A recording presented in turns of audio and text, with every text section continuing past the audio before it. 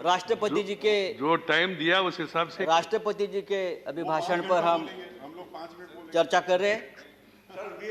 कल 5 मिनट जरूर मिलेगा। कल धर्मेंद्र प्रधान जी यहाँ बोल रहे थे और बार बार हमारी तरफ कटाक्ष करके हमें ये बोल रहे थे कि सच सुनो, सच सुनने से मोक्ष प्राप्त होता है।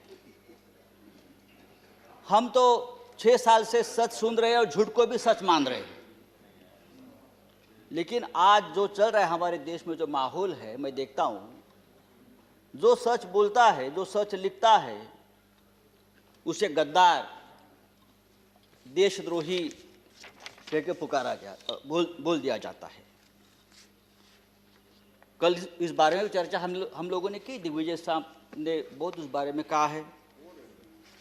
सर, जो सरकार से सवाल पूछेगा उस पर देशद्रोही का मुकदमा ठोक दिया जाता है।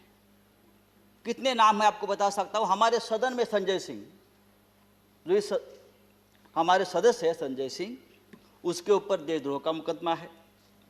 राजदीप सरदेसाई, जाने माने पत्रकार, जिसको हमने सरकार ने पद्मश्री दिया है, पद्म पुरस्कार सम्मानित किया है, उसको हमने देशद्रोही बना दिया है।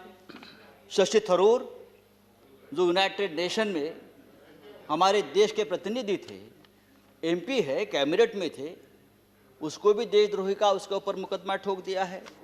जो सिंघू बॉर्डर पर रिपोर्टिंग करने वाले मंजीत सिंह, धर्मेंद्र सिंह और भी ऐसे बहुत से पत्रकार हैं या लेखक है, उसको हमने इस कानून के तहत, देशद्रोह के कानून के खिलाफ मुकदमा ठोक दिया है। मुझे लगता है कि हमारे कानून के किताब में से सब आईपीसी धाराएं खत्म कर दी और सब देशद्रोही की धारा एक वही रख दी है। डोमेस्टिक वायलेंस हो तो भी देशद्रोह का मुकदमा आप ठोक देंगे। पंतप्रधान मोदी हमारे लिए आदरणीय है। देश के प्रधानमंत्री जी का हम सम्मान करते करते रहेंगे। उन्हें प्रचंड बहुमत मिला है देश चलाने के लिए, हमें मानते हैं, लेकिन बहुमत जो होता है वो अहंकार से नहीं चलाया जाता। बहुमत बड़ा चंचल होता है।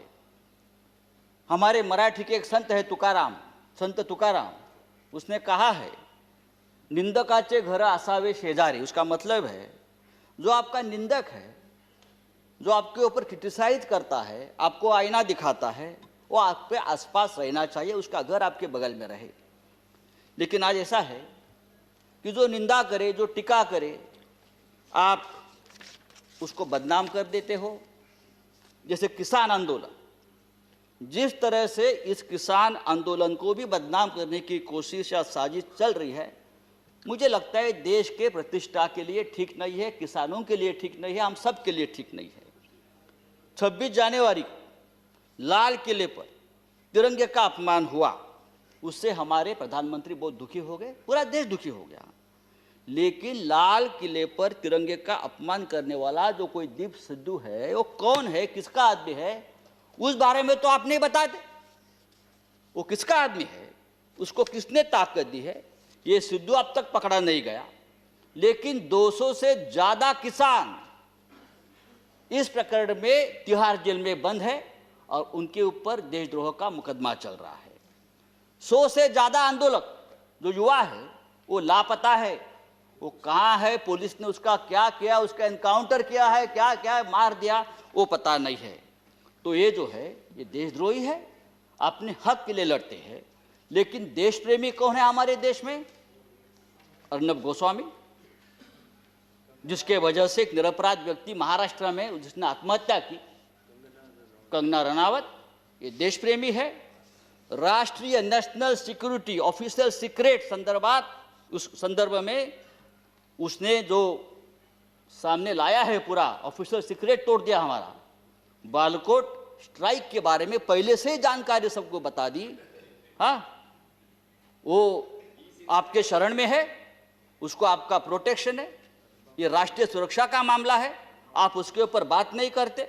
और यही आदमी, यह अर्नब गोस्वामी, जो हमारे मंत्री बैठे हैं वहाँ, प्रकाश जावड़ेकर जी, हम उसका आदर करते हैं, हमारे महाराष्ट्र से, क्या लिखा उसके बारे में, प्रकाश जी के बारे में, जो उसने पूरा जो आप संभाषण, जो डायलॉग आया है ना, तो एक कैबिनेट को भी ये ठीक नहीं है, हमारे सरकार को ठीक नहीं। एक मंत्री के बारे में एक टीवी एंकर जिस भाषा का इस्तेमाल करते, अरे हम छोड़ो, हम राजनीति में, हमारे बारे में आप कुछ भी बोलो, हम सहन लेंगे। लेकिन एक कैबिनेट में एक हमारे मंत्री है, उस बारे में जो बात करती है, और आपको शर्म आनी चाहिए सबको, आप उसको शरण दे रखिए। तो ये जो चल रहा है ये नहीं चलेगा सर। राष्ट्रपति जी ने अपने संबोधन में कहा है, भारत जब जब एकजुट हुआ है तब तब उसने असंभव से लगने वाले लक्ष्यों को प्राप्त किया है, एकजुटता की बात की है। अगर ये बात सच है तो गत 3 महीनों से दिल्ली के सीमा पर किसान आंदोलन की एकजुटता तोड़ने में सरकार क्यों लगी है? संजय जी, हजारों किसान आपका 6 मिनट समाप्त हो गाजीपुर गया। सिंगू बॉर्डर पर अपने हक के लिए लड़ रहे हैं, और आप इस एकजुटता में आपको देशद्रोह दिखता है। प्लीज। चेयरमैन सर, ये पंजाब, हरियाणा और पश्चिमी यूपी का किसान पूरे देश के किसानों की लड़ाई लड़ रहा है। वो सिर्फ 3 राज्यों की लड़ाई नहीं है, और पूरा देश उनके साथ है। तो उनको देशद्रोह कहना ठीक नहीं। ये पंजाब का किसान, हमारा सिख भाई, जब मुगलों से लड़ा तो हम उसे योद्धा कहते थे, जब अंग्रेजों से लड़ा तो हम उसे देशभक्त कहते थे। कोरोना वायरस में लंगर बांट रहा था तो देश प्रेमी था, लेकिन आज जो अपने हक के लिए लड़ता है तो वो खलिस्तानी हो गया, वो देशद्रोही हो गया। ये कौन सा अन्याय है? आप उसको रोकने के लिए बॉर्डर पर किले ठोकते हो, हाँ, वो बड़े बड़े बैरिकेड्स करते हो। ये बैरिकेड्स, ये किले का जाल अगर आप लड़ाक के बॉर्डर पर करते तो चीन की right Sanjay ji, please. Kilometre अंदर नहीं आती। मैं आपको बताना चाहता हूं सर।